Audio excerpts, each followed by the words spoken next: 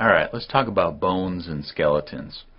If you come over here, you'll notice that the bone options are all grayed out. I can't use them. They're not available because I don't even have a bone layer yet. So the first thing I need to do is click this, add a bone layer. And once I add the bone layer, you'll notice that a couple of these options have come back up. I don't have the option to attach any bones to anything or manipulate any of the bones. That's what these tools are for. The reason I don't have the option is we haven't created a bone yet. So first thing we're going to do is create a bone. Alright, click the Add Bone tool, and we're going to go from bottom to top. You just click and drag. Now here's the way a bone works. A bone is going to rotate around this point right here, the thick spot. So if we were going to rotate it, you'll see that's the only way to rotate it. It doesn't matter if I click up here or I click down here. Either way, it rotates around that point. Okay, so this is the bone rotation tool, and that's all it does is rotate a bone. Alright, now here's the way this works. We just added this bone. Now if I click to add another bone, this one is red, that means that is the parent.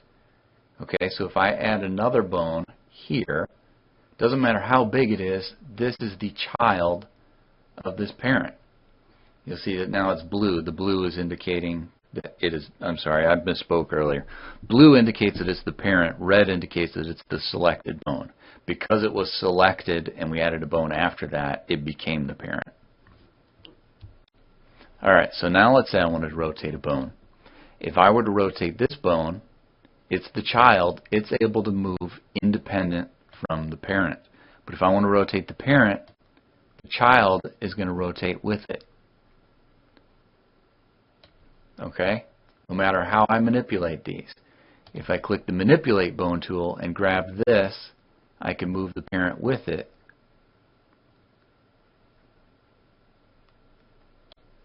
Same thing if I move the parent, the child is still going to move with it, but it's not going to change the rotation. Alright, if I wanted to create something similar with the two separate things where one can move independent of the other, first thing I need to do, I need to delete this. What we would do is create a main bone, then we would create another bone, and then this one, this one, this one. And then before we create the second side of this, we actually come up here to the select bone, we'd select that main one, and for all intents and purposes, this main one doesn't have to do anything. We could never ever use it in our animations. But we would select it, then we come up here to Add Bone, we add this one, this one, this one, this one. Alright, now when we rotate, I can rotate this, and these aren't going to move. Why? Because these are children of this, just like these are children of this one. Alright, what does that mean? I can rotate this, I can rotate this, I can manipulate all of these independent of these, but all of them belong to the great-great-granddaddy bone. Okay. See, but when we actually create a character or something, we don't ever have to use this. We can use, let's say this was an arm and this was an arm of some sort. They're both independent. Alright, so what does this all mean for us? How would we create a regular skeleton? Alright, I've got my bone layer. It's highlighted. Now, by the way, if I click on this layer, you'll notice the bone tools go away. Even if I drag this, oops, if I put it inside of the bone layer, still, certain tools go away. I can't add a bone to a vector. Okay, I can only add a bone to a bone layer. That's how that works. So I would, alright, let's say we're starting a character from scratch. Maybe put one bone down here that we may never use. Alright, and then let's say that was like the pelvic area. Now we create another one going up this way. That's the torso. Now we've got a head. Alright, now let's think about this. If we want shoulders to come off here, we don't want to move the head and have his right arm and his left arm move. Okay, but how does a normal body work? If your torso moves, your right arm and your left arm and your head move. So this torso bone needs to be the parent. So we come over here, select it, click Add Bone, and we would add our, say, upper arm, lower arm, hand. Alright, now we can't just add the other side. Come back here, select that again, making the torso what's going to control the arm and the head. Now we're going to add the other arm, and the hand. Alright, now if we want to do the legs, if this is, say, the pelvis, this bone's going to control the pelvis, we can actually make the legs come off of that. That'll work just fine, but we need to select it first. So we select it, it turns red, letting us know that it's selected. Now we add thigh, lower, foot. Alright, now let's add the other side. Let's go back and select this, because if our waist moves, both legs move. We'll add thigh, waist, or lower leg, foot. Okay, so that's what a typical skeleton would look like.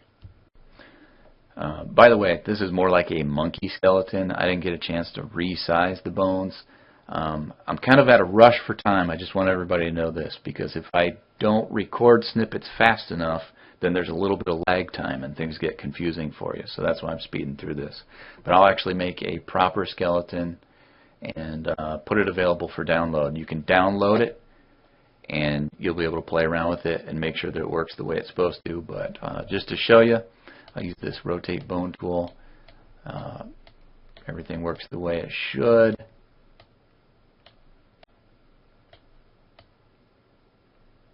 See, and actually we should have added another bone in here, and I will do that before I put the download up there.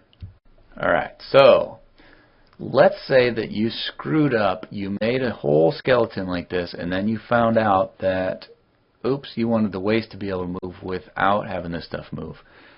What you need to do now is reparent your bones. So you can add another bone, but we want, alright, how would we do this? If we're going to add another bone, we want to add it as a child of this bone, but we want this bone and this bone to still be children of it and grandchildren of this bone. Alright, so I'll show you how to do that. Alright, first thing we're going to do, make sure that's selected. Now we're going to add a bone, and this is going to look anatomically funny, not done on purpose. But I didn't leave myself room. So, alright. So we do that. Now this is the child, but the problem is, now you can find out what bones are children of what bones at any time. If I click this one, this is still the parent, which means if we rotate, things are still screwy. This can move independent. So, let's go back up here and, oops, sorry. This is the reparent bone tool. We're going to click this.